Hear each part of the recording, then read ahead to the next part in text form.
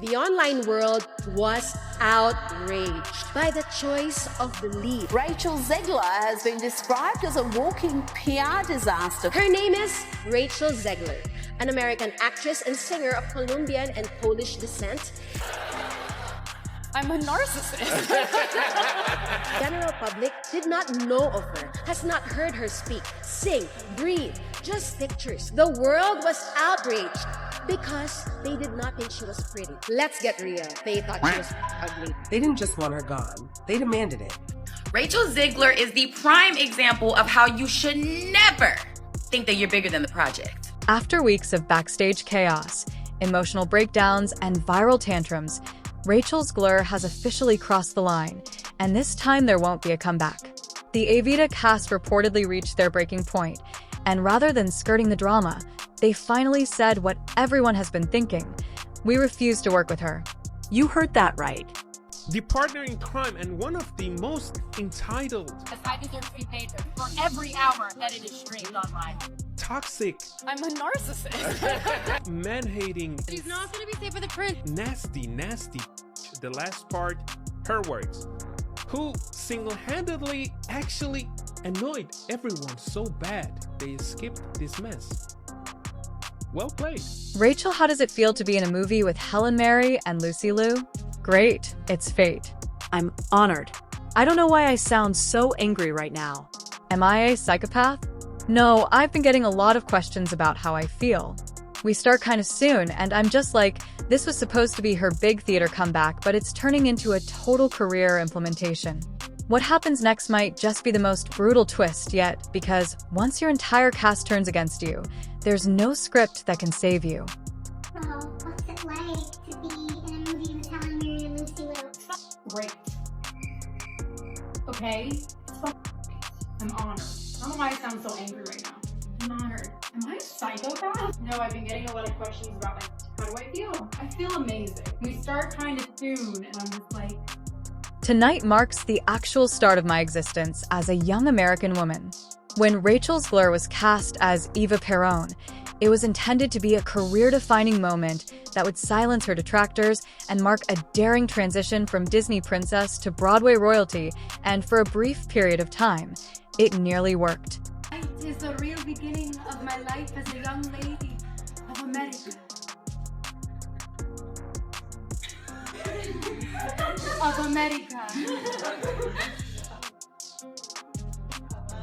Social media was ablaze with headlines praising her vocal range and brazen presence as the producers debuted her on the red carpet. Theater blogs referred to her casting inspired refreshing, and Evita Rachel's modern rebirth naturally didn't waste any time indulging in the excitement by posting dramatic selfies from rehearsals, tweeting cryptic lyrics, and reminding everyone that this was her destined role. However, reality quickly set in. Well, Rachel was desperate to play Eva Perón. You know, it was her idea, and we saw an audition tape, and she was absolutely sensational.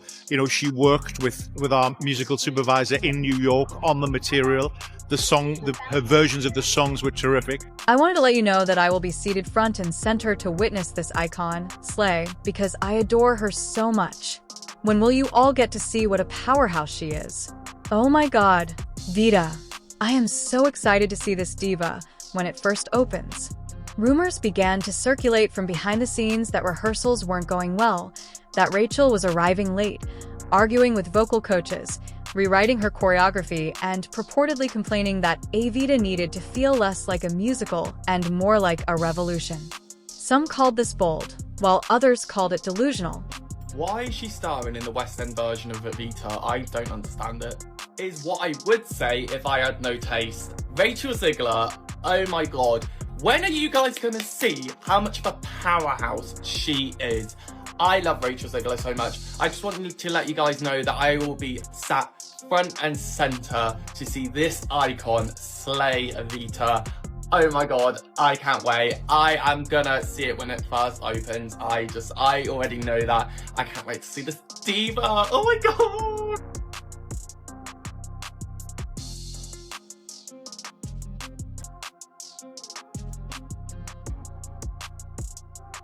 She reportedly argued with the choreographer over stage blocking, dismissed notes from the vocal director, and at one point allegedly stormed out mid-session yelling, "You can't tell me how to play, Eva. I am Eva." The honeymoon didn't just end. It went up in flames. Her co-stars noticed her energy shift, which went from passionate to controlling. The cast wasn't just watching the explosion unfold. They were preparing to fight back, and their next move would completely turn this production upside down. It was obvious that this wasn't the dream role anymore. It was a ticking time bomb, and each rehearsal brought it closer to detonation. Like, I'm the first to admit when I saw her interviews, I hated her. I was like, ew, how snide. Ugh, how condescending. And then I was like, well, wait, she's acting it up. They told her to do that. You can't tell me this young woman was cast in such an iconic role and went, thanks, I hate it. No, let's use our brains. We have been pushing girl boss, girl boss, girl boss, strong women, strong, strong, strong. We've been pushing that for so long. They tell her to give us that, and we shit on her. I don't know, I just feel like that's so goddamn mean. Eye rolls, side remarks, and whispers in the wings were the beginning. But by week 3, the atmosphere inside Evita rehearsals had become unbearable. Several cast members, some of whom had years of stage experience, allegedly started calling Rachel Hurricane Zegler behind her back.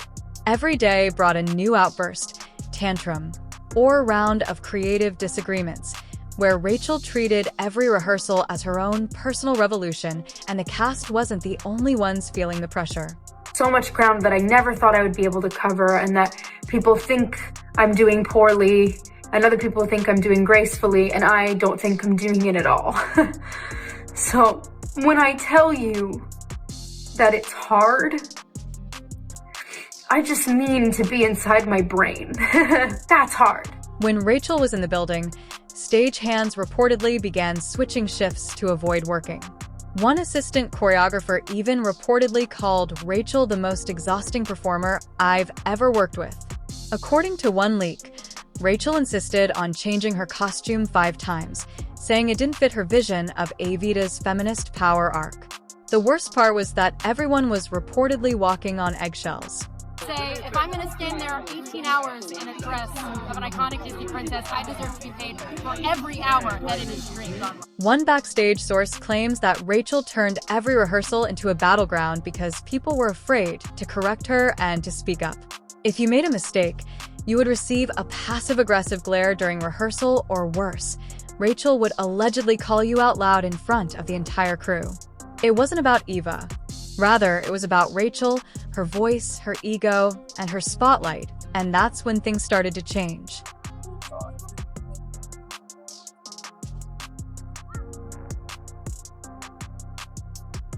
Rachel, you got time to sign some autographs for us, Rachel G? Thank you, Rachel. Maybe on the way out? A few cast members started recording written logs of everything they saw, including outbursts and meltdowns whenever she disobeyed instructions. Some even began recording brief rehearsals in case things got ugly. Spoiler alert. The boiling point occurred during a full cast staging of. Frustrated by the blocking change, a new Argentina Rachel reportedly stopped mid-ong, threw her hands up and exclaimed, "I'm not doing this circus any longer." A member of the ensemble eventually shouted what everyone had been thinking, "She's got to go," before she walked off the stage in silence. The actors were prepared to handle it themselves if the production staff wasn't going to, and their next move would totally change the play. At that point, the cast chose to act because they were exhausted, fed up, and over it.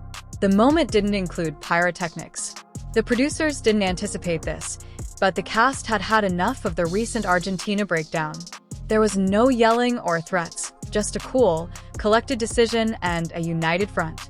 According to one insider, a written complaint detailing Rachel's behavior in brutal detail, complete with dates, incidents, and direct quotes, was drafted and signed by almost half of the cast after a small group, including members of the lead ensemble, supporting actors, and even a longtime vocal coach, allegedly requested a private meeting with the director.